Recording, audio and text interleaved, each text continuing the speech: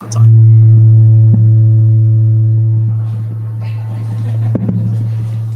might be too close.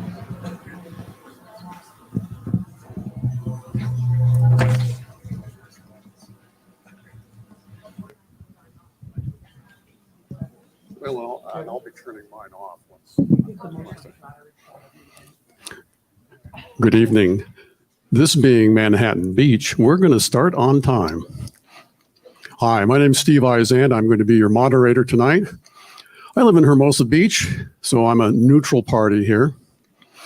I'm on the city's planning commission. I'm also chairman of the Citizens Oversight Committee for the Hermosa Beach School District. We monitor the bond expenditures of Hermosa school districts that are building their schools right now. I'm going to talk a little bit about rules of the road, but before we do that, I would like to have our panelists introduce themselves. And if you would, please just give us your name and what you do in the community. Please, no editorial comments. There'll be plenty of time for editorial comments in the next 2.5 hours. So if we could start right here, please. Hello, I am Wysh Weinstein. I am the District Advisory Council President. I am also co-chair of Measure A. I'm also on the MBEF board and room parent and many other things, but those are the things that are relevant. Hi, I'm Hillary Mahan. I'm the Executive Director of the Manhattan Beach Education Foundation. I also am a parent in this community with a junior in college, a senior at MiraCosta, and a 6th grader at MBMS. My name is Michael Sinclair. I'm a dad of 2 in the district with a 6th grader and a 3rd grader. I am the legislative representative and the advocacy chair for Grandview Elementary School, and I'm the author of Measure A. I should have also said I have 2 kids. Hi, I'm Tiffany Wright. I'm a 20-year veteran of Manhattan Beach. I have 3 boys here in Manhattan Beach going through MBUSD. One is now in college, one's at MiraCosta, and one will be at MiraCosta next year. My husband also has 2 girls, so we have them as well, but they're in Ventura. I'm here because of my kids, and I did a lot of volunteering actually in the classroom. That was really where I spent my time doing a lot of math tiles, and you'll see later I'm quite a math person. So I really enjoyed helping kids in elementary school doing that. Thank you. So I'm Joe Franklin, and I only have 2 kids. So for my work, I don't think I'm working hard enough on that. So, but they've graduated from Costa. They went to MBUSD, all MBUSD schools here. I'm a 37-year resident here in Manhattan Beach, and I serve currently on the city council here in Manhattan Beach. Hello, everyone. Greg Dickinson. My folks moved here 1986. Mom's going to give me a problem for my posture. Thank you. No, and then in 2007, I moved my own family back, largely because of the schools. And so I've got a daughter who finished last year, and she's up in Santa Barbara now, and then I've got a son who is at MiraCosta. And my community involvement's been mostly on the baseball field. So some of you have kids who we coached over Manhattan Beach Little League for a long time.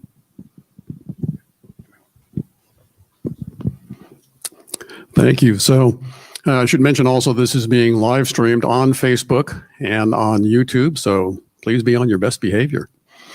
Here are the rules of the road. Each side gets a 5-minute opening. By a coin flip earlier this evening, the yes on A folks decided that they wanted to have the last 2-minute closing. And so consequently, that means that the no on A folks are going to do the first 5 minutes, and then yes on A, the second 5 minutes. After that time, then we're going to go to 2-minute questions. The Easy Reader staff has made it easy for me in that they came up with the questions. None of the participants tonight have seen those questions, so this will be the first time that they're hearing them from me. In some cases, I'll address the question only to one side because I think it's appropriate. In some cases, I'll have both sides address the same question. After that, there are 3x5 cards for those of you that might want to ask a question. If you haven't filled out that card already, there are some blank cards and writing implements and a little basket at the back Kevin Cody will, at a certain point, go through all those cards and put them in a order that he thinks makes the most sense in terms of information. For the 2 minutes, I'm going to get someone that will help me stay on track. I'm going to get a 30 seconds left, which I will then say 30 seconds to the presenters, and then 10 seconds, and then time is up. And I respectfully, of course, ask each of the groups to please finish your sentence at the time when your time is up. I'll ask the other group who did not make the 2-minute presentation whether they wish to have a 30-second response. They don't have to, but if they want to respond directly, they have 30 seconds. Again, I'll give them a 10-second notice and a time's up notice. I would ask respectfully, please, that at the end of each presentation, there be no clapping, no cheering, no jeering. It's Manhattan Beach. You can roll your eyes if you want to, but just, kind of do it quietly. I think that's all the rules of the road, and so consequently, I'm going to ask the no on A folks to start with their 5-minute presentation here at the podium. Actually, since we had choice, I thought we said we were going to go second. So they, You said you selected the end, right? by selecting to go first at the end, that means automatically they go second for the opening.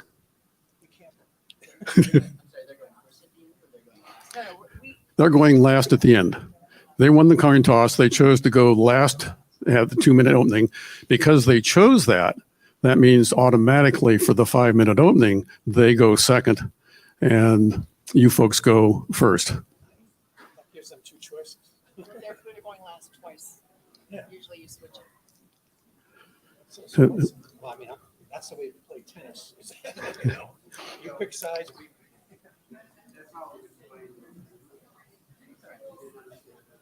All right, that's fine. Okay. Great. Hey, thank you all for coming. Thank you. There we go. How's that? That's much better. Great. Thank you for coming. We really appreciate it. Thank you, Kevin Cody and the Easy Reader for putting this on. And thank you, Shade Hotel, for being such great hosts. And thank you, everybody here, for taking time out of their busy day to hear this important information. So I got involved because I signed the petition to put this on the measure as sort of a knee-jerk reaction for me, because I supported every single bond measure for schools since we came here. The one of 10 children. My father and eight of his children became school teachers. Education is very important. As I read deeper and deeper into the language and understood it more and more, I just became uncomfortable with what was happening. So we dug into it, and that's why you're seeing, and also to help people come forward and give an opinion about it, where maybe they weren't so comfortable coming forward and expressing themselves. So I'm going to turn over to Greg. Thanks, Joe. Well, I'm guessing by now everybody here knows what Measure A is about, because there have been lots of newspaper articles, lots of flyers in your mail, lots of solicitation. So I think we know that. And we are far, as you'll be able to tell, far from an organized opposition. I think all of us met within the last 2 weeks, and we met because we were, as Joe said, starting to dig into more of the subtleties around an ask that's really big, right? And if you just think about the dollar amount, it's 10 times the commitment that we made on Measure MB. I'll put a little closer, sorry. So what we wanted to do with tonight was let you know what we saw when we started really digging in, because we want everybody to have this full of an understanding of the commitment that you're making when you vote. And so we're going to share share our concerns. Hopefully it'll lead to a good discussion and we can go back and forth on things. And it'd be a more interesting discussion if the district was here. It feels a little bit strange to be talking about this much money and not have the district involved. But we have to work with what we got. So 3 big messages from us that you're going to hear tonight. And one is that We are not one of the lowest funded districts in the state. And so why do we bring that up? And it's because you've seen all the advertisements, right? It's the leads part. It's in the language of the measure. It is in pretty much every flyer that you see. And the problem is, and I reached out when the signatures were being gathered and said, help me understand how that's true. Because I thought, well, why aren't we, there are a lot of charts and they always compare to districts that are higher than us. I said, well, what happens if you compare to Palos Verdes and Redondo and El Segundo, right? And districts like that. And when you added that in, we're not one of the lowest funded in the South Bay, and we're not one of the lowest funded in LA County, and so, I think it's important to know that. And what you'll see, and there's a really complex chart in your blue covered handout, that as it stands, we are, considerably, we're like 12% above Palos Verdes, 24 if we pass this parcel tax. For Redondo, we're already 24, and we'd be about 40% more on a per pupil basis, right? Is that what we are understanding, as our financial situation? So we thought that was important to know. Second piece is that enrollments declined dramatically. And I know that the districts had studies on it. One thing we wanted to get across was that it's not a demographic issue. If you look at what's happened since the 2010 census, population flat, school-age kids up 9%, enrollment down 12%. And so we've lost close to 800 students. That's about 1.5 elementary schools worth of kids who aren't here since 2010. Now we're looking at 12 more years out, trying to figure out what it's going to look like and having to make a 12-year commitment on a really big dollar amount. So does that make sense? And one of the biggest statistics is it used to be that 92% of our kids went to Manhattan Beach schools. Now we're down at 74. And so I think it's fair to ask you, why do we think that's happening? How does that play into a 12-year fixed funding formula? So hoping to talk about that. And then lastly, this is not like other bond measures. And it's partly why the discussion is happening this way, right? Typically, the district leads them. Remember when we did Measure MB and our superintendent was the advocate? That's who was in the newspaper. That's who was making the points, and that was who was having to make the commitments. On this one, we're looking at almost 5 times the current tax. It adjusts for inflation, with a cap. 30 seconds. 12 years instead of 6. And when you net that all out, Measure MB was a $15 million commitment. This one's a $144 million commitment, assuming that you don't make any adjustments. And then it's also susceptible to legal challenges and where the city's actually required to defend it, and that's built into the language of the measure. So look forward to talking about those things. I think that'll do it. Time's up.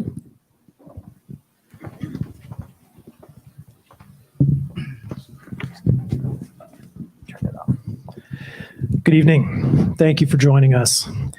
Measure A provides critical funding for our public school education in our community, for our children, and for our local classrooms.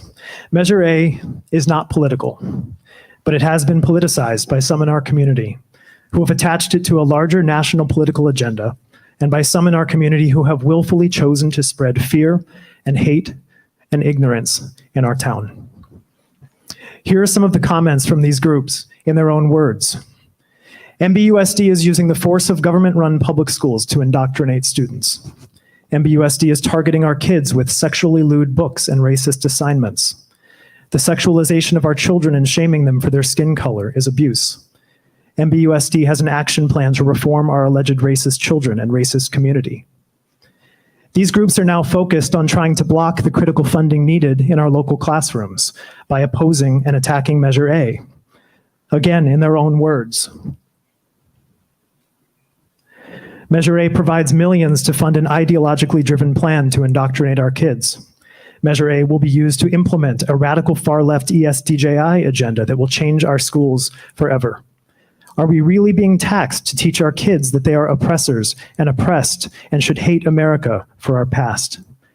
And what's more, there are those in our community who are using their positions of power, of leadership, of influence, and the trust that we have instilled in them as elected officials to enable this fear and hatred. And even if not coming out and doing an act of outright hate themselves, collude with it and perpetuate it and lend their name to it to legitimize it, and have allowed fear and hate to rip through our community like a wildfire into our schools and into our classrooms. And in fact, they have delivered it directly to our doorsteps and into our homes. This in fact arrived at my home on Friday. and the name on it delivered from Councilman Joe Franklin, among others. It's astonishing. And so these groups, these citizens, are being represented tonight by Joe and by Tiffany Wright and by Greg Dickinson. Now, Joe in the press has said, I have no involvement with these groups, but that's not quite true. And even if it were true, it would be worse, because then you're not just a mouthpiece, you are a puppet. Today, more than ever, what we have built, what you have built in this community requires our attention and our protection. We are the stewards of our schools, and we are the bearers of a promise that we will protect them for the future and that we will leave them better than we found them. And that is what those before us have done for decades, so many of you in this courtyard. And that's why we have directed all of our energy into what matters the most, to protect our two greatest investments, our children and our community. And they are in need. Our children are watching. They are listening. And they see and they hear the fear and the hate that's being pushed out into our community.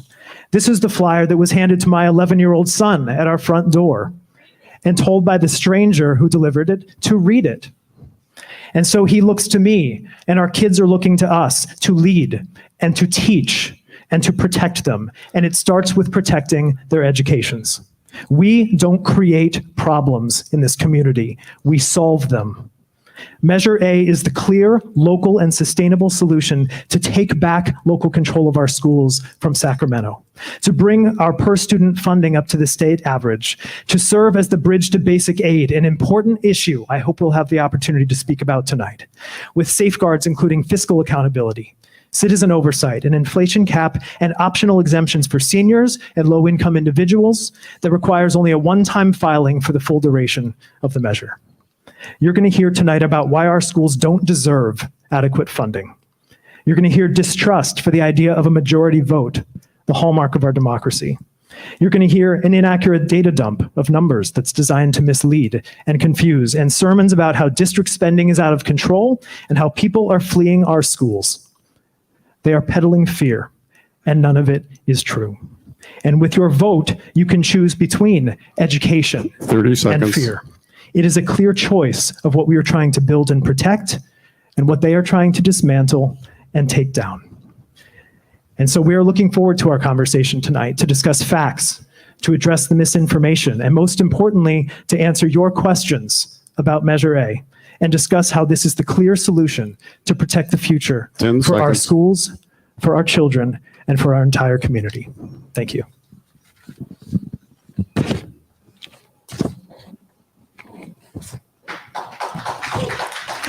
Please, we're going to have a lot of comments and rhetoric. Let's please again keep the clapping and comments. You can clap the performance at the end for the great job that these six are going to do. We're going to go to our first question.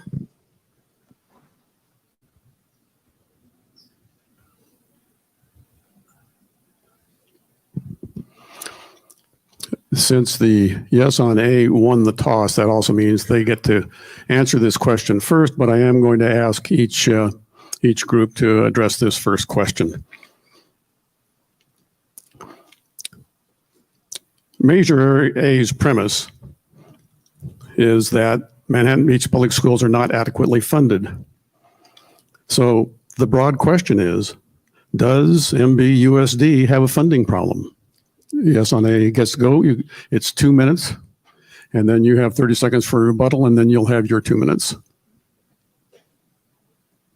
Oh, sorry, I do have a microphone. Thank you, Hillary Mahan with the Manhattan Beach Education Foundation. I sit here before you representing the strongest advocacy group for schools that this community has seen for over 40 years. When we talk about a funding problem, we talk about a structural deficit that started way back when Prop 13 passed. We have been on an up-road hill trying to overcome that financial cliff for decades.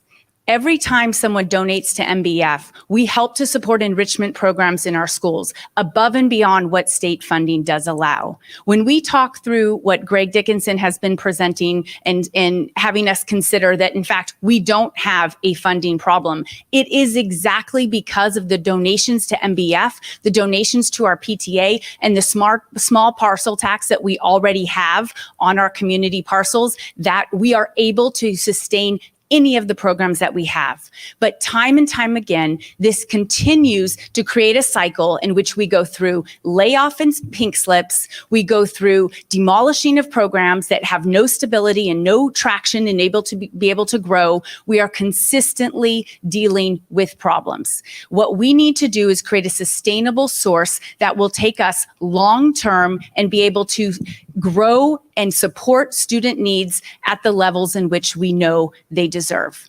This is not something that is new. This need for a parcel tax has been obvious for years. MBF has advocated for it. We have advocated for more funding on the state level for years. This entire community has, with PTAs and MBF and parent volunteers. We have to make this happen so that we can create locally the source of funding that we will be able to rely on long term. It is the solution, Measure A. Thank you. So no on A, 30 seconds? 30 seconds. But then but after the 30 seconds, you then get 2 minutes to address the same question. Oh, yeah. Honestly, I'm not sure how much of a rebuttal there is on the idea that we need adequate school funding. And I think the disagreement really is what adequate looks like, right? So, and we I think agree that MBEF is vital and that the last parcel tax was vital, right? So the question then isn't really all those things. I think it's more about how do you know when enough is enough, right? And so far, usually we see a chart that puts Manhattan Beach at the bottom all the time. And then we have anybody who's above it on the chart too. And that's why we did some of the other data. So we'll come back to that. So we agree on a lot. Okay, time's up, but now you do have 2 minutes to address the question, does MBUSD have a funding problem? Right. So obviously we do, right? We've come with $2 to $3 million deficits for a couple of years. That's a problem, right? Especially when we implemented a new parcel tax. We're 4 years into a 6-year tax. That gave us $2.5 million, and we're still $2 to $3 million short. And there are a lot of tough things that are going on. PEPRA, all the other costs that have gone up, that's all legitimate, right? Part of the question then is, if you're $2 to $3 million short, why do we need $12 million a year? And that's, I think, a fair question. And the answer has been kind of fuzzy because they're categories of spending, but not a prioritization of them, not what percent's going to go to what. So it makes it hard to audit. So that's what we wanted to ask more about.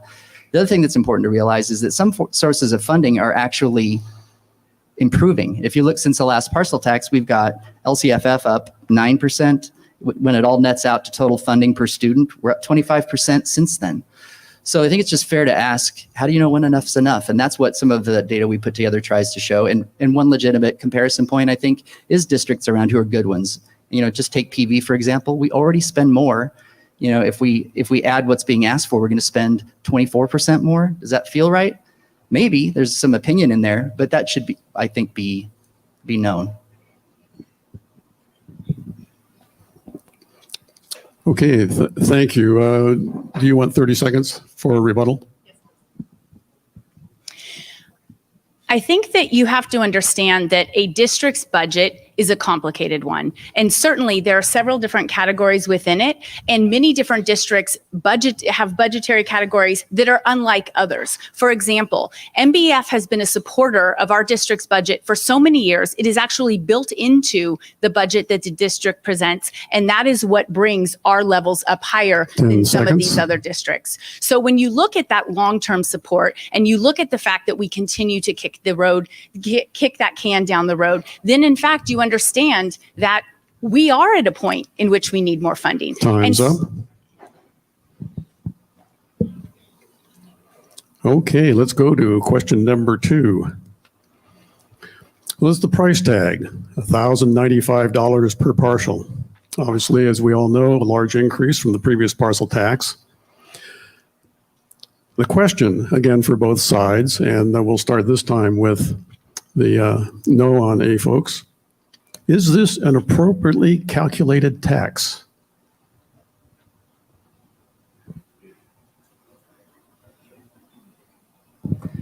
Yeah, hard to know, right? You know, the explanation, by my understanding from you guys, has been that it's what gets us to an average spend per district, per unified school district, right? So one way is to say, well, what does it take to get us to a certain level of relative state funding? There's another one that is, here's what we want to spend money on. Here's the prioritization for how that's going to get spent. And if we spend it, here's what will be different in a year, right? So there are basic questions about, okay, $3 million shortfalls, we had $12 million in, what will be different? And then is any of that money going to get carried over to the next year? You know, so that if we have another pandemic or any other unforeseen funding challenges, that we've got a reserve, right? Those are some basic questions that haven't been answered yet. And maybe there's some answers to it. So it's hard to know what appropriate means. I do think you have to wonder, you know, should we spend 40% more per student than Redondo, right? And are we saying that, and maybe, I think there's some opinion in there, but then is 40%, is 50% better? You know, I don't know where that line is, but I'd like to start from knowing what we're planning to do and how much money we need for that, rather than saying, you know, here's how much money, you know, it is relative to a bunch of districts that don't compare to us, in my opinion. Thank you. Yes on A, 30 seconds rebuttal. Thank you.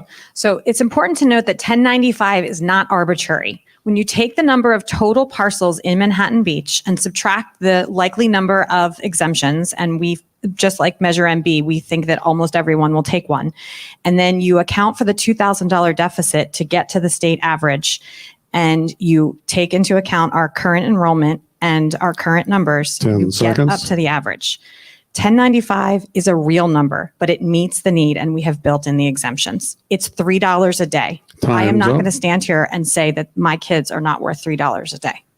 All right. You now, though, get 2 minutes on the same question, which is this an appropriately calculated tax?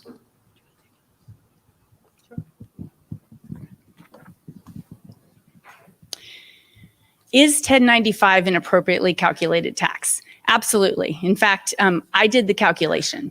When I looked at what, in fact, a regular or average student was receiving within the state of California, we recognized that, in fact, it was significantly higher, almost $2,000 higher. We know that many of the programs that are actually dedicated to bring that funding level are essential. It's about creating equity in our school system, but they still are not creating adequacy. For us to create an adequate school situation for our students, we in fact must raise the level of per pupil funding. When you take funding from a parcel tax, it is locally sourced. It does not sway with the revenue projections and the ups and downs of the state. It is consistent, and it is consistent funding to the general fund that supports the items in this measure. Some examples of that, just based on the superintendent's recent newsletter: hiring qualified and experienced teachers to help maintain manageable class sizes and provide individualized instruction for students; expanding course offerings like in STEM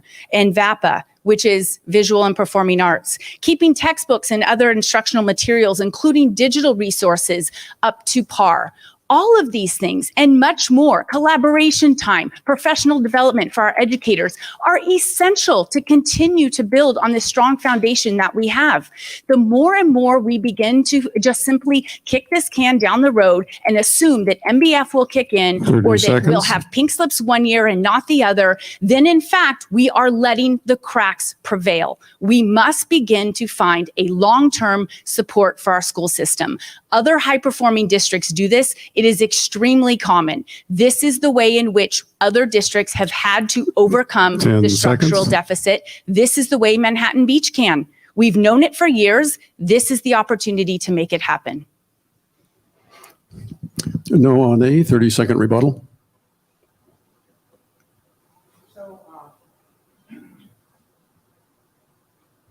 A Zoom call. So let's just talk about one bit here, the senior exclusions, okay?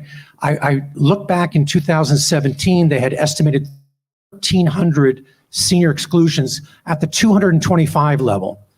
Actually, 1,900 seniors took the exclusion at $225. To think 10 that seconds. double that would not take a 1,095 exclusion and put the numbers $4 million in the hole from the beginning is ludicrous. Time's up.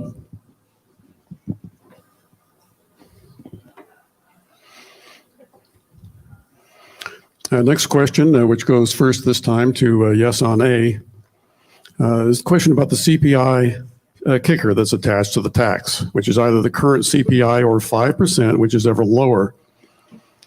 Is this inflation mechanism is still the preface here, necessary for Measure A to achieve its intention, or is it unnecessarily added uncertainty to the overall cost of the tax?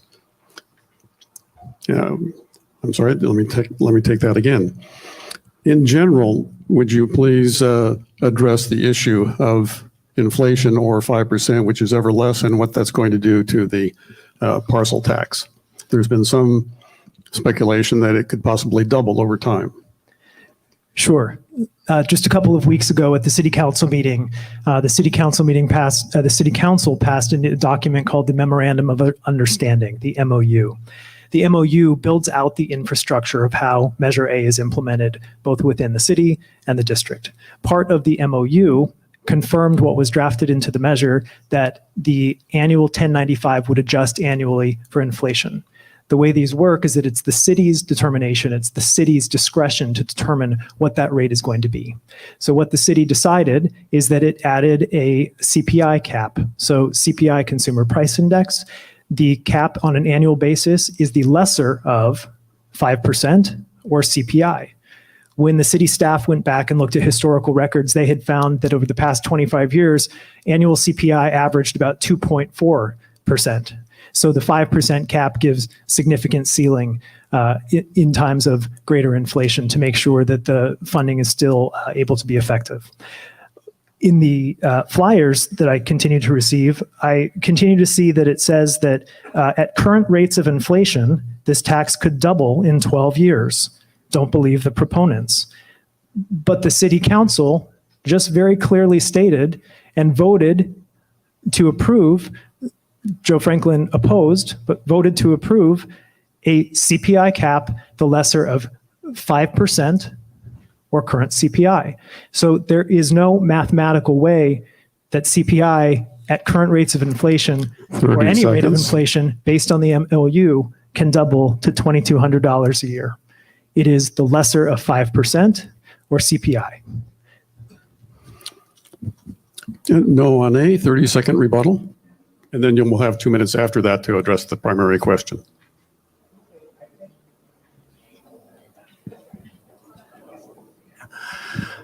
So I think we have to look at two different documents here. First of all, what was the document that was circulated upon which residents made their decision to sign the petition?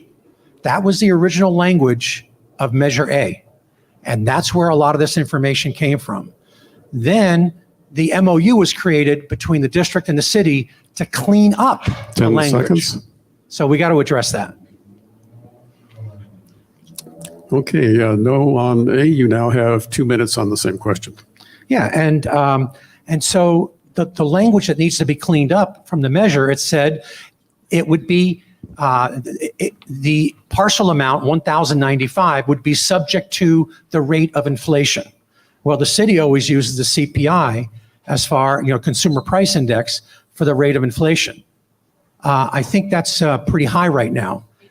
And it's 8.25. Thank you. I thought it was 8.5. But if you can predict over there exactly what that inflation is going to be, that would be pretty amazing thing. The thing is, we don't know. And there have been times, that's why we hear them bash Proposition 13 all the time.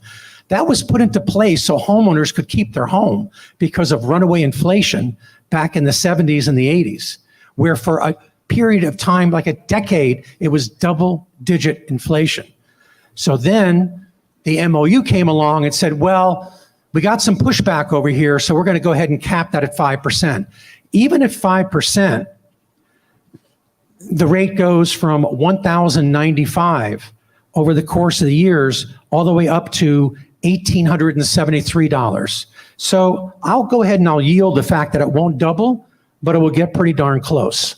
And if you can predict it, if you can, if you can say with certainty it's going to stay below 5%, don't go into the investment business because you might get in trouble. 30 seconds. Thank you. Yes on A, 30-second rebuttal. Joe is arguing that he is concerned that there is now a cap on inflation in Measure A, that it's somehow being cleaned up, that there's now a cap, and that's of great concern to him.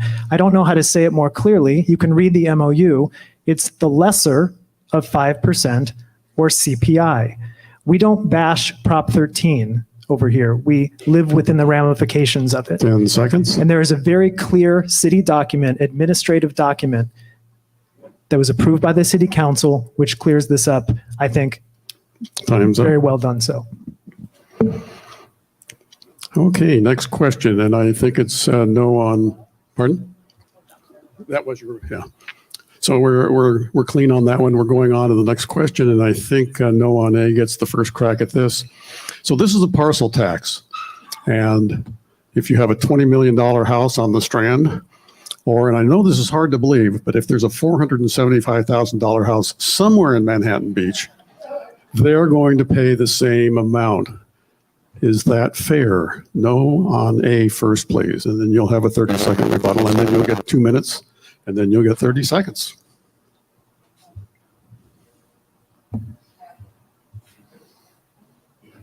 Hi, I'll take that one because I'm the numbers gal here. And it, I've been looking actually at all the parcel taxes that are across the state of California.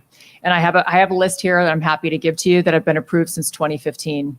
And it can get more creative. Legally, we cannot charge a different price based on value, but you can divide it up and you can have a $225 flat tax.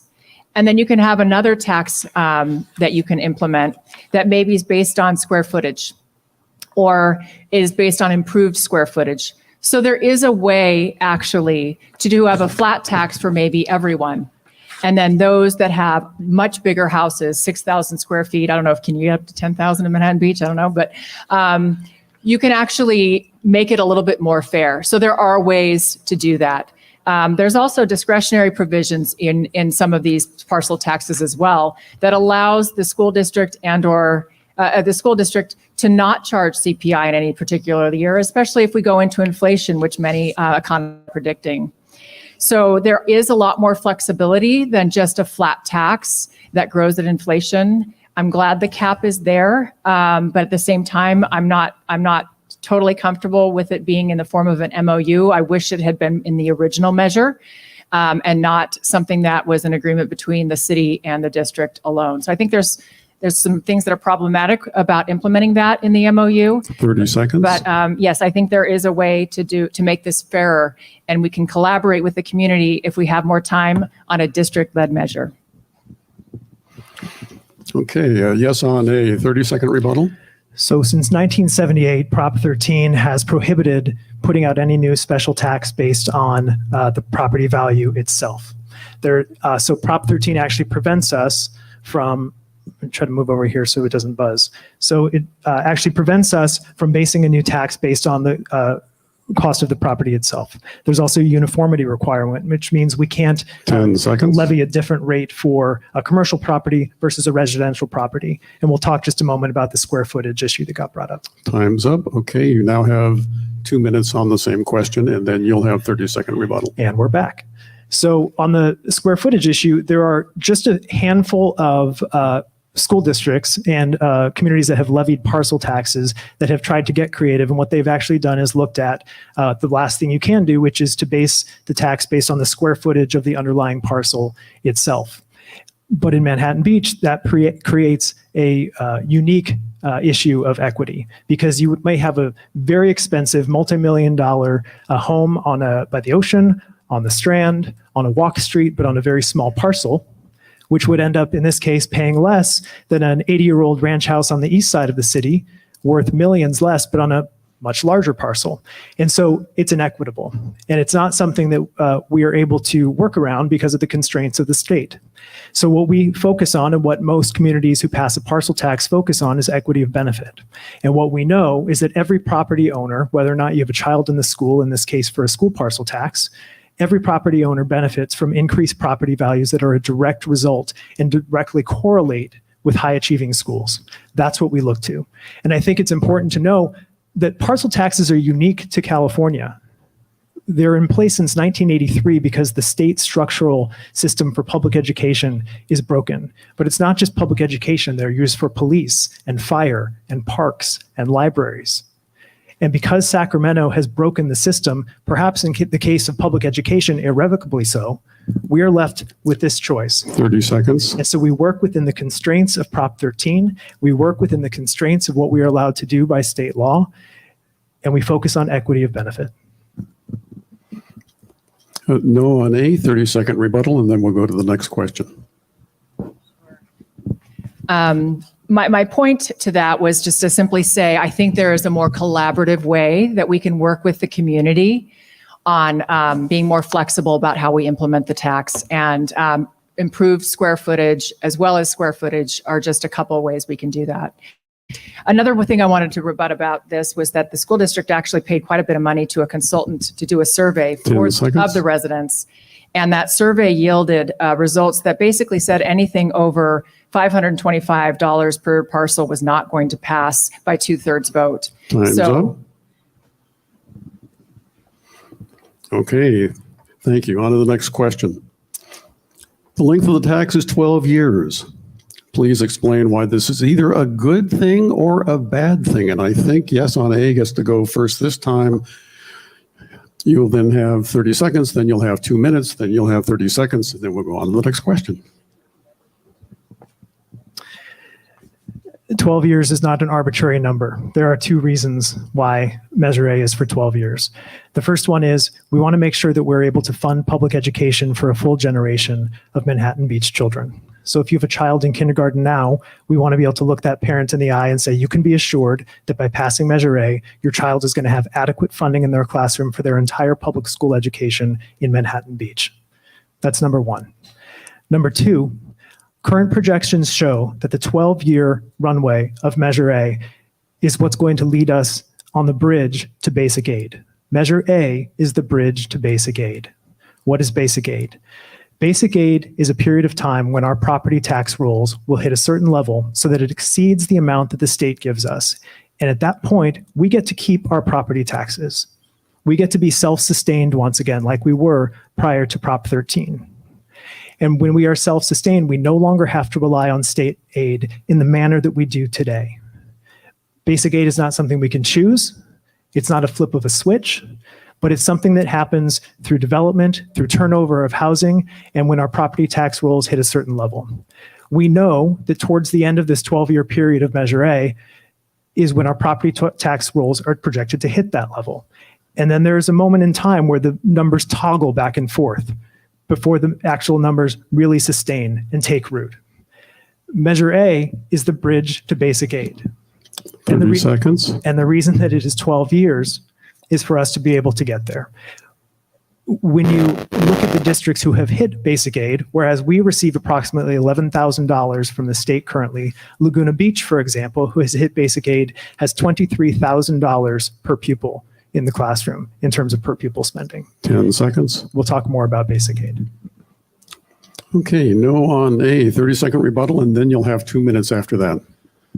So, Michael, you just have a lot of confidence in the state legislature that they're going to stay on the road for 12 years. And you're making decisions today based upon a state legislature that's changing our local zoning, fundamentally changing everything because they have a supermajority and can't be stopped.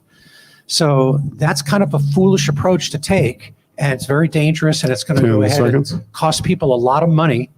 And what happens if you're wrong? Let's do it. We've done it for 6 years. Let's go back to 6 years. We're not against a parcel tax. We want a reasonable parcel tax. Time's up. All right, you now have 2 minutes on the same question, and then you'll have 30 seconds for the final rebuttal. Sure.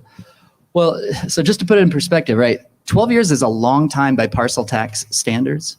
And it's an even longer time period when you're coming out of an economy where we're not sure where it is, when we're not sure where we are with a pandemic, where we've got enrollment that has been plummeting. 12 years ago, we had about 800 more students, right? An elementary school and a half. 12 years from now, we don't really know. And so future city councils, future school boards, future district officials, they're all going to be saddled with a decision that we made now that lasts for 12 years. And so it's a fairly unusual time to do 12 years. 12-year parcel taxes are a pretty unusual period, right? Especially when they're this big. Put it in perspective, this would be the second highest in LA County for a parcel tax. If it adjusts for inflation, it'll be the highest. It's in the top 5 in the state. So it's big too. So it's big and it's long. Optionality is a good thing because then you can adjust, especially when you've got uncertainty. And that's, I think, the biggest concern that we've got. Okay, thank you. 30-second rebuttal, and then we'll go on to the next question. So currently over 100 school districts have parcel taxes, including Manhattan Beach. And we have to start somewhere. We teach our children to learn from history and to look at what has happened and to learn from it. That's what we're doing here. We are trying to look back and see what has turned over the last 10 years. And so we're projecting on the next 2 years. We have to start somewhere. We have been waiting since 1983. We have not taken advantage of this opportunity. It's 39 years. How long do we have to wait? We have to start somewhere. Time's up.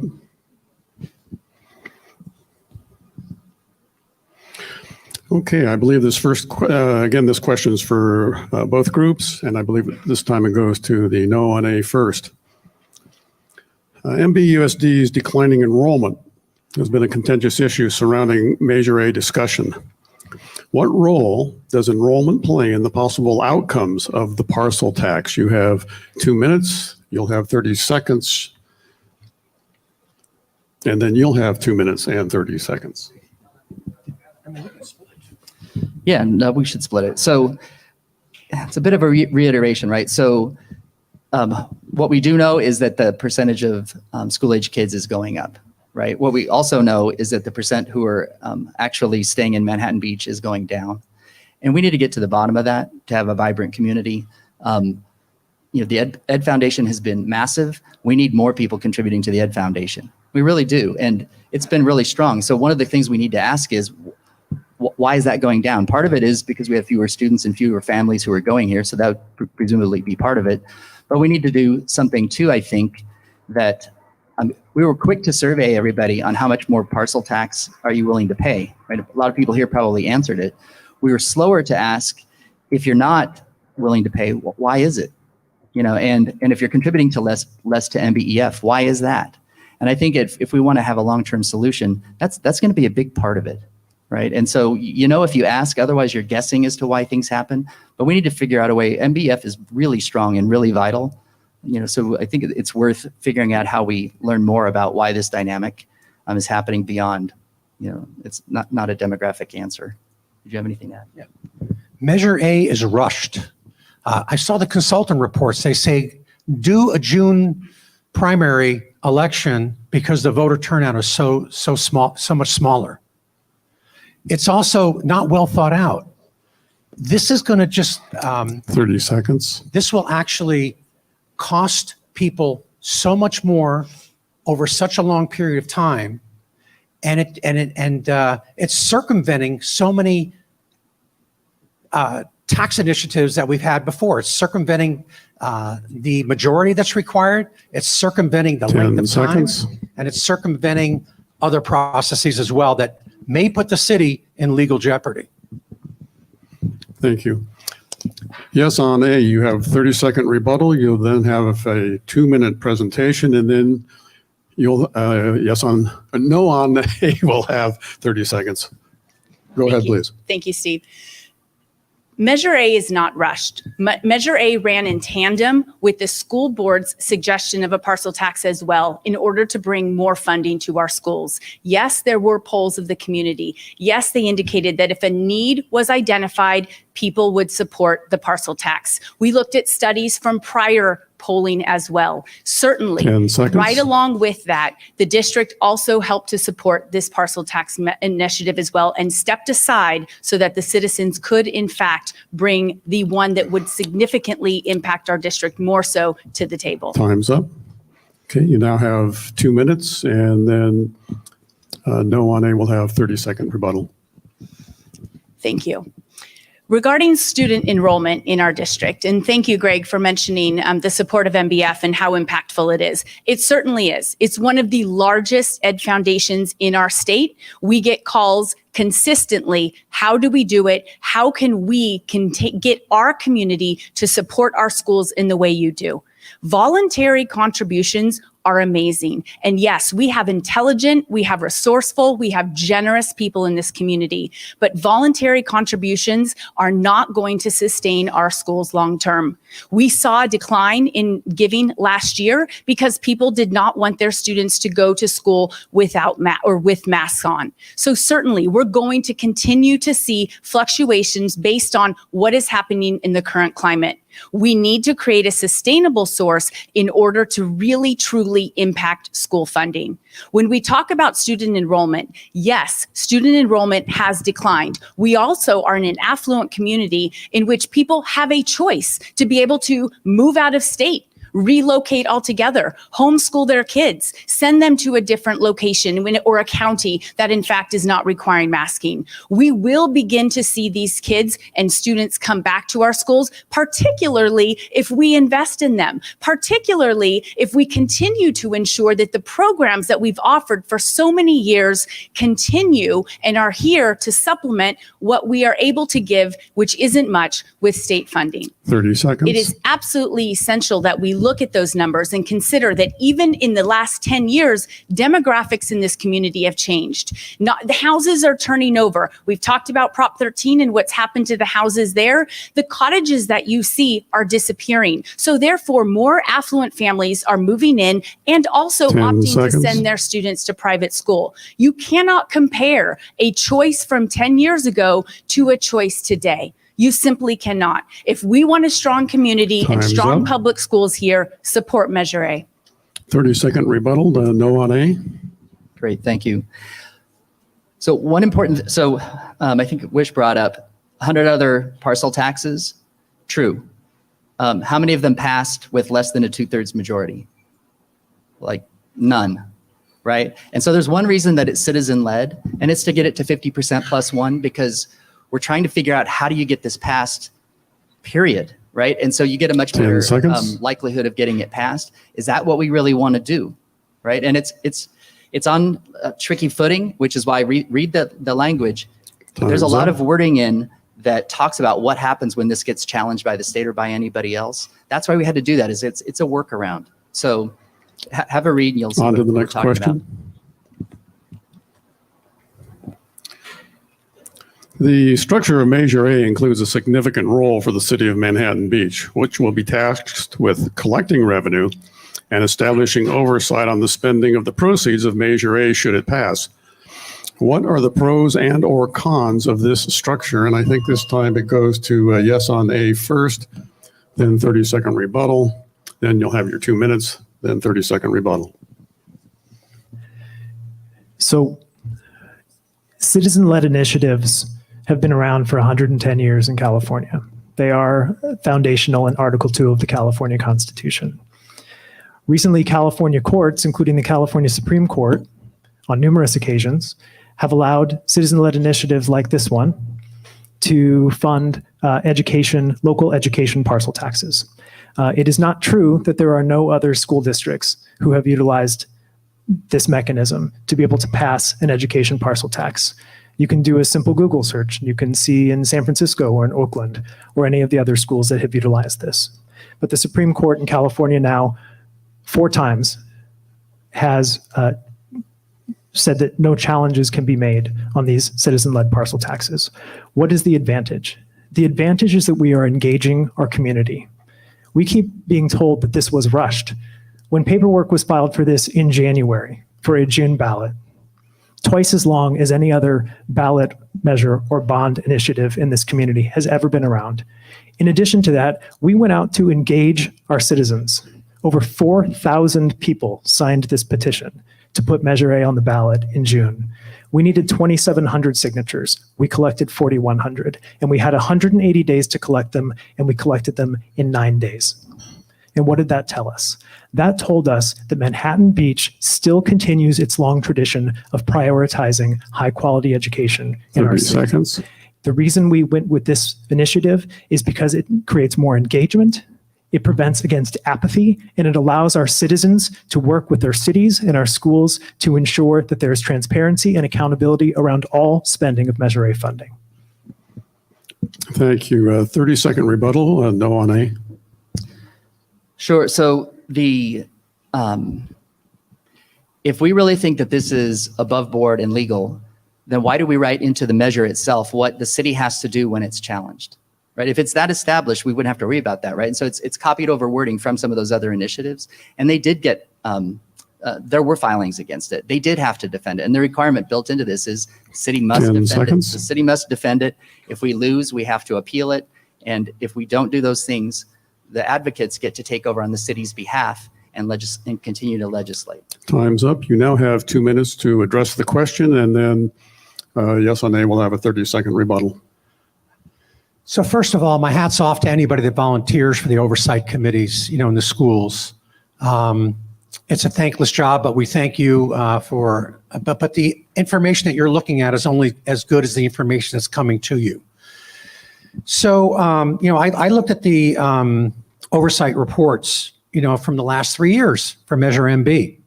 So there's a lot of discrepancies in there. And I don't know what the cause is, because the school board doesn't have to listen to the oversight committee and their conclusions.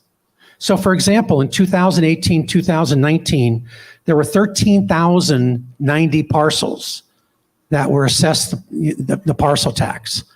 And as I mentioned before, 1,888 senior exemptions for an exemption rate of about 14.5%.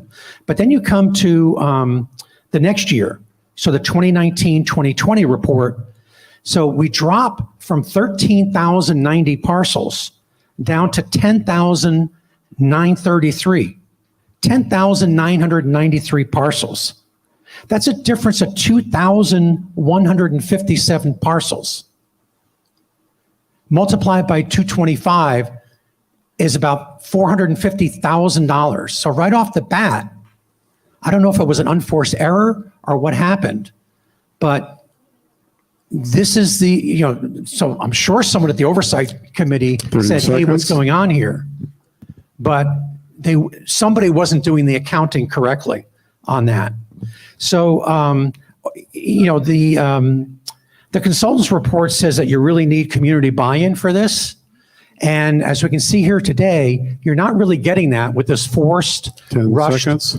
and measure that circumvents the normal processes for successful parcel taxes. Time's up. 30-second rebuttal on yes on A, and then we'll go to the next question. So when those of us who were knocking on doors for Measure MB, a lot of the friendly faces that we met, a lot of them who were 65 and over, at the time we were knocking on doors, said, "Oh, this is great. Sign me up. I'm not even going to fill out the rebuttal. I'm not even going to fill out the exemption. I'm going to pay it because I believe in our schools." So that's why we factored that number in. However, it ended up that almost every single parcel that was eligible for the exemption took advantage of the exemption, which is great. Good for them. And so when we calculated this And amount, we time's up. factored in that if every single parcel takes the exemption that qualifies, we will still have the money that we are predicting. Okay, next question.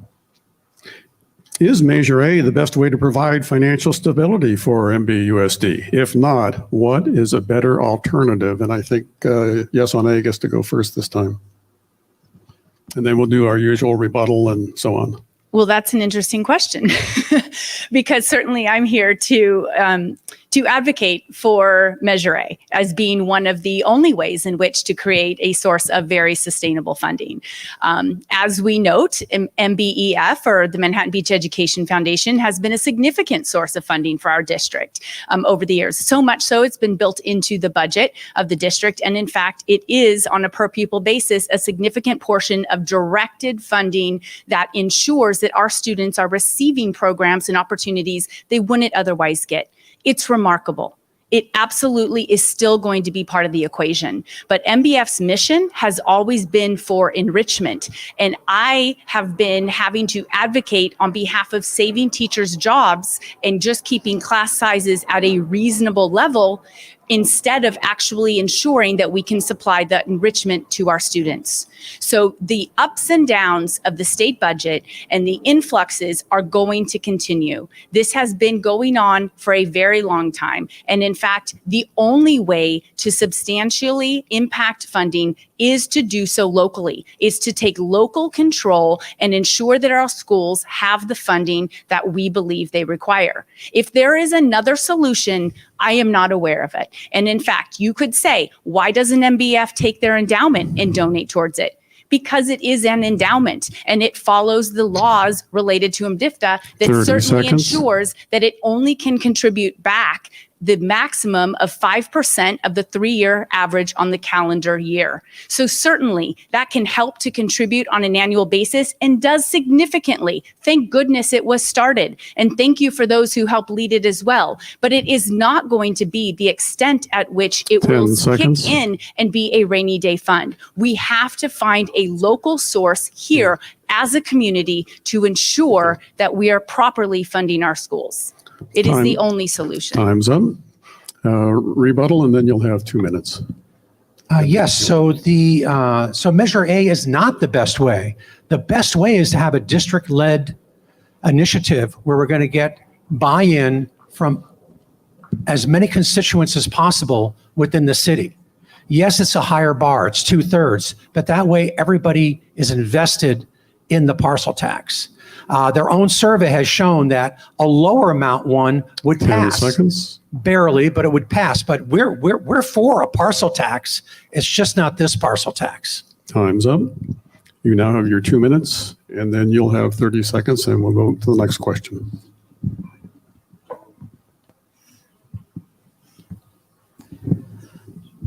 So I think Joe summed it up, right? There is an alternative. It's one that has a higher bar. The polling that was done that showed that things wouldn't pass, that was done for a dollar amount. It didn't come with anything that said what you were going to spend it on, right? So somebody just said, are you willing to pay X amount more? Your first question would be, to change what? Like what would the commitment be that comes with it, right? So that's part of it. And we think that if we work together, we would help get that thing passed. We did it before. We passed Measure MB, right? When there was a high bar because we'd never passed one before. So maybe we're saying that in this community, you can't pass one with 2/3 anymore. I don't know. And I like not to believe that one. We talk about the ups and downs of funding. There are some ups and downs, but generally speaking, since Measure MB, LCFF funding is up, not down. And our total funding that we get from in our total funding is at 24%, 25%, right? So we do need to have something that's sustainable. MBEF's part of it and can't be the whole thing. We'd like to work together. We'd like to have the district at the table to help that, right? It's really weird to have a conversation about what the district situation is when the superintendent's not here leading it. And when the discussions aren't, and the questions aren't being answered by the people who have the detailed data, it puts citizen groups having this discussion. Isn't it weird to give $144 million to an organization that's not here? Right, and that's why more people don't do this with a citizen-led initiative. And if you're trying to build community support, does that make sense? 30 seconds. That's all I've got. Okay, 30-second rebuttal, and then we will go on to the next question. So let's talk about a district-led initiative. Even if it were a district-led initiative, the district would not be here commenting on it. Once they vote on supporting a parcel tax in the community, they step back and a citizens group or a group of volunteers pounds the pavement and does it. Wysh did it before. She would continue to do it again now. It simply isn't as easy as they're suggesting that, in fact, we can get another parcel tax on the ballot. In fact, if you're asking for a new school board to do so, you're asking for them to handle cuts, you're asking Time is for them up. to vote on a parcel tax to make it happen, and then get a group to do so. Time is up. Okay, this question is only for the yes on A, but no on A will have a 30-second rebuttal. Okay, to the proponents of A, this is our first 3x5 card. Why are we rushing this for June at 50% plus one when we have an existing parcel tax? Why not have the district do it for November and 2/3 required for approval? And 2 minutes. This is not rushed. The community has been discussing parcel taxes for many, many years. School board meetings, PTA meetings, MBEF meetings, budget advisory committee meetings. Every time you hear the word budget, it's shortly followed by the word parcel tax. The notice of intent to circulate a petition, which Michael referred to before, with the full measure language that is the same that's in your booklets you'll receive. It has not been amended in any way. It could not be. That was filed on January 27th of this year. The county allows 180 days for signatures to be collected. However, this community was already educated. They already knew what this opportunity was. Many of the people here have been fighting for 25 years to try to make this happen. We filed the measure with the county ahead of the March 11th deadline, well in advance. When parcel taxes began, I was 3 years old. 3. I'm 42. The last time that our community looked at a parcel tax that failed was in 2003. It then took 15 years to revisit that idea. That's how long it took to come back around for our community. 15 years. I can't imagine having to wait another 15 years to have this conversation again. That is terrifying to me. So this current measure has been available to the public for 14 and a half weeks, with another 3 weeks to go to ask questions and learn. Yet the opposition is still saying, not right now. If not now, when? Do we need to wait another 15 years? Perhaps longer? It's not that easy. You can't just put it on the ballot. It doesn't work that way. Thank you. No on A, 30-second rebuttal. Right. Well, I mean, we've said, we know the district was getting ready to do one of their own and stepped back. So maybe they're more prepared than we think. But the other part is, it seems fast if you weren't working on the committees that were putting it together, right? And the claims that got it put onto got all the signatures was that we're one of the lowest funded districts in the state. And we still haven't found a way that makes that actually true. 10 seconds. So yeah, we have a lot of community support, but it was based on face value of that statement. And you've got the stuff that we handed out. And I don't see it. Time is up. All right, this is for the no on A folks. If you don't approve Measure A, what would you approve? And what programs would you cut without funding? And then you'll have 30-second rebuttal.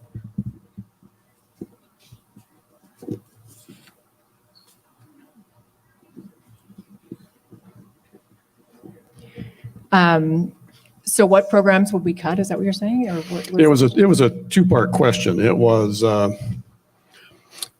if you don't approve Measure A, what would you approve? And what programs would you cut without funding? right. Two-part question. I think that's what we're proposing tonight. We all agree that we need a parcel tax. We just don't think it needs to be 4 times higher or 10 times over the next 12 years what our existing parcel tax is raised.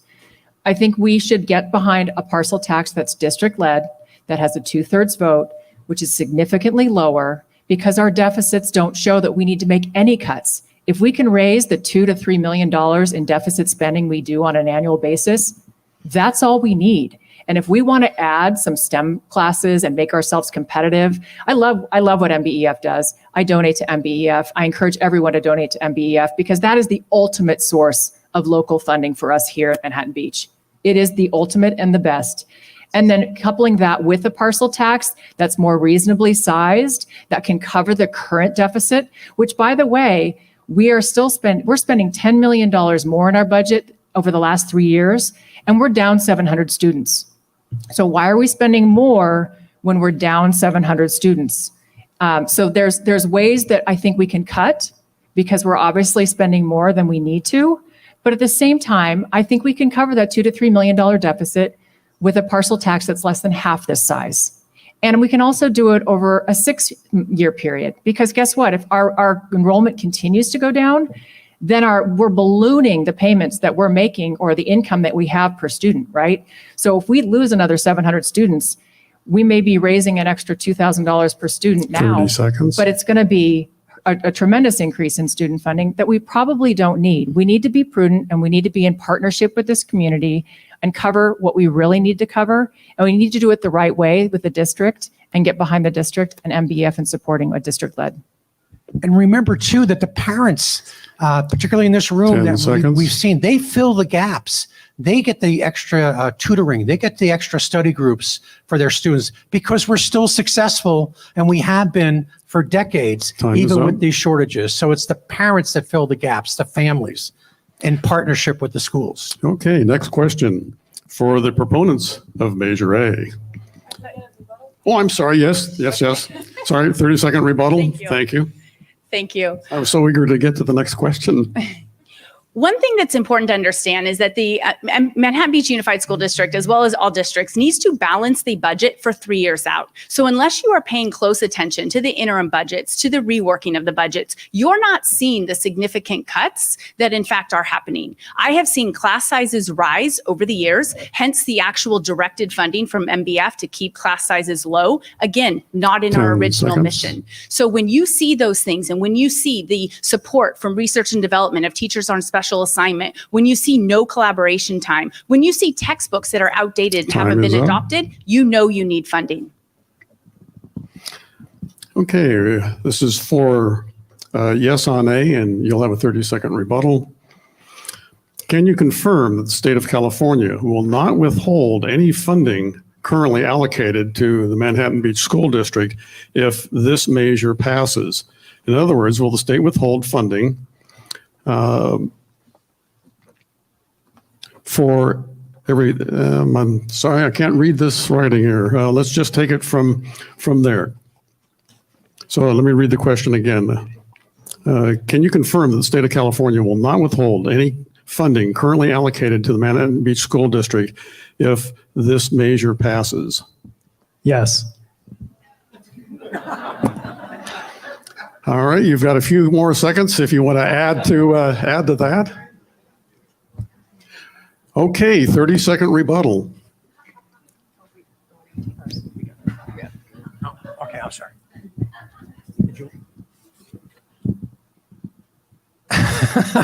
I'm still a little stunned by that answer. I mean, what have you seen coming from Sacramento? For example, they're coming into our local zoning, and they're absolutely throwing out the book and doing a top-down approach instead of letting us have control. And why is there stipulations in the memorandum of understanding that says, if the state is going to come down, and I think this is where you mean, Mike, is that when the state is coming down, and it's going to take some of that money, that you're going to shift it. You're going to shift it to the city, and the city holds it, and then they're going to go ahead and pay the district expenses. It's a shell game that's not going to work. And again, it increases the liability of the city, which is one of the reasons why I did not vote for the MOU. And time is up. Thank you. Okay, here's an interesting one, and I think it goes to no on A first. This is a question for both sides. Please tell the voters one thing that is most misunderstood about Measure A. And again, 2 minutes, 30-second rebuttal, 2 minutes, 30-second rebuttal. Yeah, that's a hard one. I think one of the most misunderstood is the idea that we need to do this because we are one of the lowest funded districts in the state, right? And we've said it since Measure MB, and it wasn't true then either. So it's one thing to say we need more money. It's another one to have a really simplified message that gets signatures and gets people behind it. But it's a different thing for it to be true, right? So, some of you have seen these big information charts that I put together, right? I took those early on to MBEF and district officials and said, help me understand this, because why would we go around saying this if I can't figure out how to make us one of the lowest funded in the South Bay even? Why do our charts always put Manhattan here, and then we show who's above us, and we don't say anything lower? You know, how does that make sense? And how is that being transparent and building trust in the community? And that one I still don't have an answer to. You know, I think that's probably the misunderstood thing. It's the most misunderstood thing for me, because we have really good people who really want to do the right things. So I don't see why we're oversimplifying the message and we're afraid to deal with the reality of one way of judging our funding. Well, you have 3 people here. You're going to get 3 answers. Yes, you are. So the misunderstanding for me is this is the budget for $144 million, maybe $195 million if you have a 5% kicker every year. And this is a city budget, 30 seconds. which is $144 million.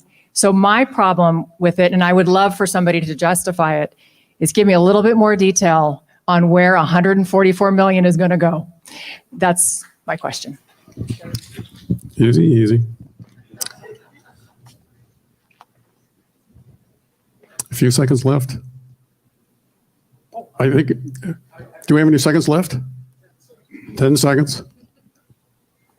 I'm going to give you all a break. All right.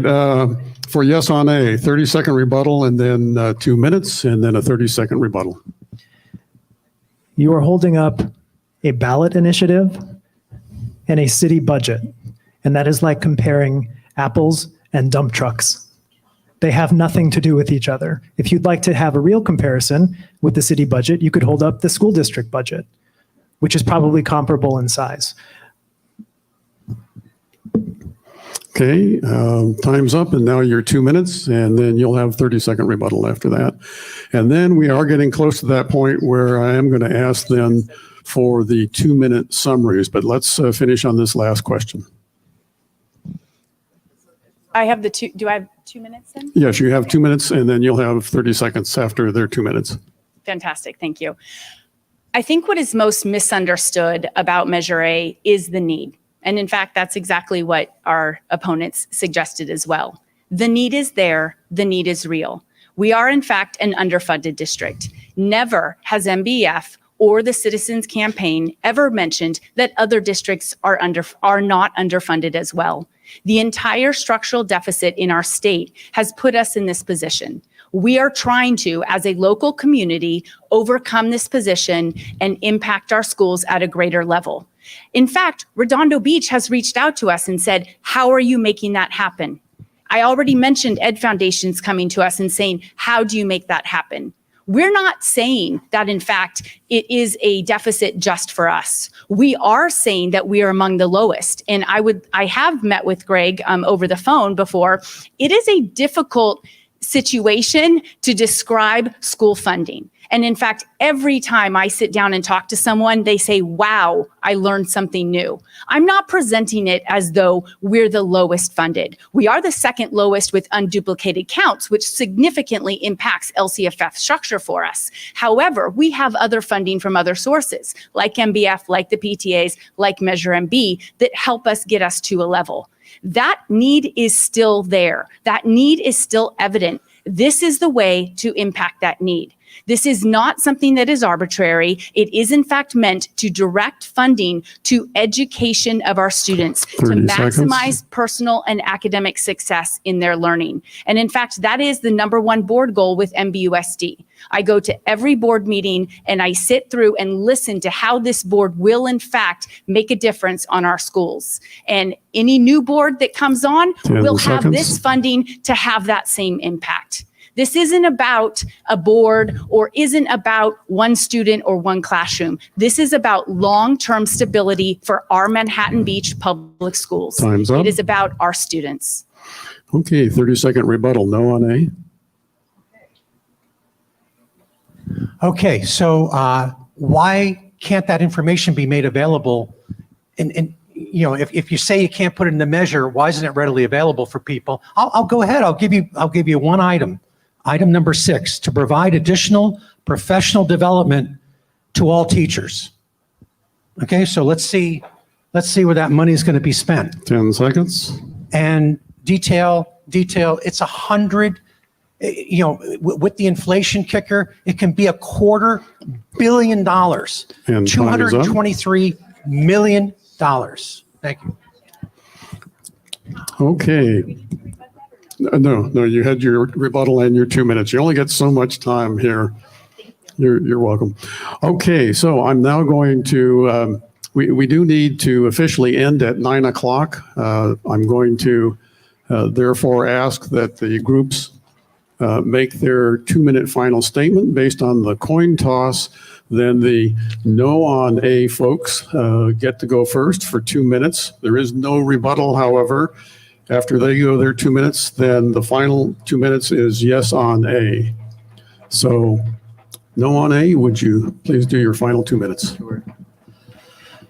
Well, thank you, everybody. I mean, the fact that you've been here and without any bathroom breaks like we have is a testament to how important this is. And we want you to know that we take this really seriously too, or we wouldn't be here. We're not here because we planned a measure and then we're willing to make the commitment. We reacted to something that was put out there and are trying to help people understand more of what the decision really is. And so you've got to make decisions, right? And we're trying to give you as much information as we can. And also to talk about what the alternatives are. We're ending where we started, right? Which is we're not one of the lowest funded. That needs to be one factor for considering if we're really declining in enrollment that much, how long can you hold on to certain costs, right? And if we think that's going to continue because we get more affluent and we have more students going to other schools, we have to deal with that, not just put a bunch of money in and then hope that it goes away and then spread more money across fewer kids, right? So, and then again, if this was really a regular parcel tax, read it. Like all the workarounds that try to cover the cases where we would end up having to defend this and pay to defend it, that's not the usual one. We think that the community is ready to support something that's well backed, and we're happy to help with that. So we think a district-led initiative, when we expect higher voter turnout, not less, is the way to go, and that it's something worth working for. So I'm very proud of the school system. Look what it does for our children. It fundamentally changed 30 seconds. our family. This is the reason why when Nancy and I got married 32 years ago, well, I was already here and I said, we gotta live in Manhattan Beach. It's a no-brainer. Okay. And so we were here. We raised our children here. We were so happy to get them into Pacific School. I see Christy Norvell just beaming at me here. And they were well taken care of, and it was a partnership and everything like that. So let's help the schools, let's get them the money, and let's listen to parents, and let's get this job done. Time is up. Thank you. Thank you, no on A. Sure. When you leave here tonight, if there's one thing to take away, let it be this. Our schools are underfunded. They have struggled for years, and it is no longer sustainable. California has underfunded public school education for decades, and the system is broken. And the only mechanism that we have left to ensure that our schools can thrive is to take back local control of our schools from Sacramento. These are our children's schools, our community's schools. If we want to maintain them, we have to protect them, and we have to invest in them. Sitting in the audience tonight are so many of the leaders in our education community, past and present, PTA presidents, MBUSD board trustees, MBEF board members, teachers, students, and volunteers, all of whom have worked for years to strengthen our public schools and to make them better. Every single one of these members of our community will tell you that our schools are underfunded and that they need our help. Look at the people in our community who support our schools, who dedicate time and resources, and who have worked tirelessly to make them better.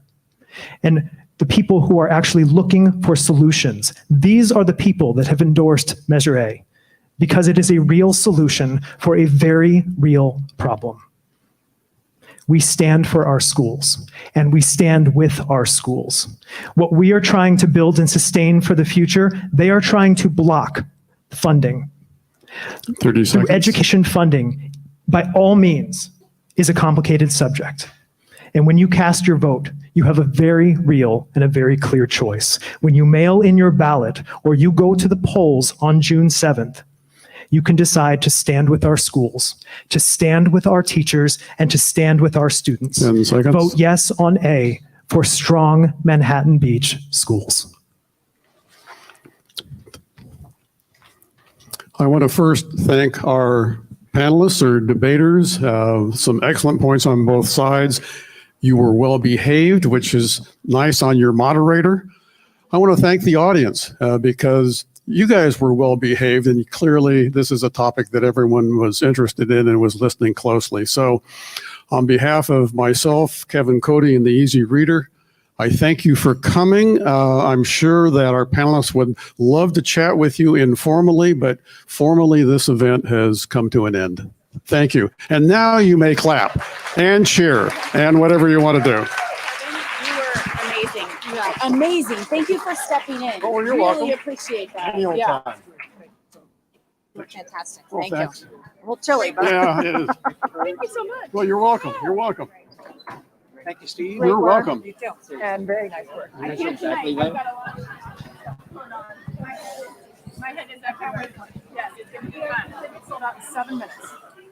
Three? Okay, I don't feel as bad. I was like, where did I try? Yeah. That's amazing.